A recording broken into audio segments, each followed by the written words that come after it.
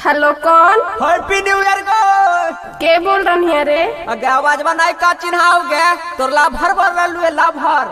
अच्छा अच्छा अब चिन्हा लिया। हाँ जानू बोल।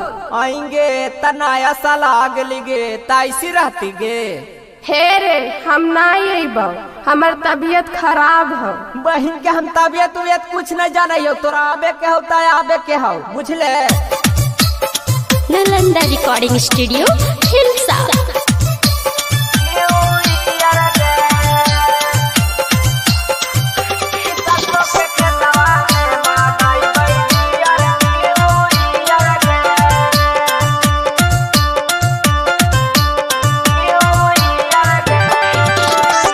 के हमर दिहल सूटे आजो नियर गे, पेन्ही के हमर दिहल सूटे आजो नियर गे, एगे आजो नियर गे। कि सरसों के खेतवा में मनाई बैडियर न्यू ईयर गे, कि सरसों के खेतवा में मनाई बैडियर न्यू ईयर गे।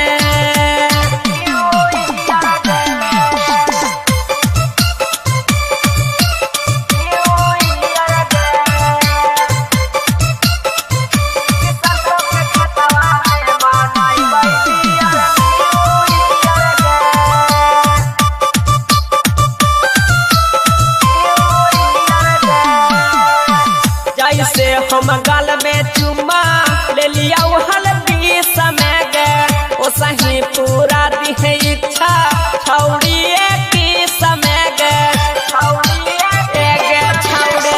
जैसे हम गाल में चुम्मा ले लिया हल्दी समय गे, ओ सही पूरा दिहे इच्छा छौड़िए की समय गे। पकाई फुलाइल फुलवा छौड़ी पियर पियर गे, फुलाइला फुलवा छौड़ी पियर पियर गे, एगे पियर पियर गे।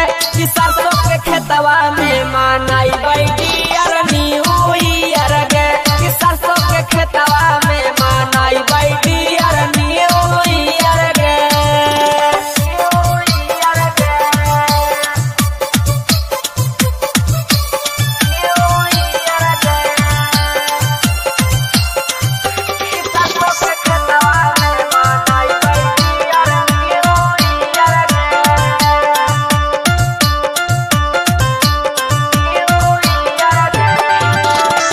कहो तोरा लाभरवा छौड़ी डीजे आशा तारा गे, ले लही औ गिफ्ट तोरा ला सूट सलवार गे।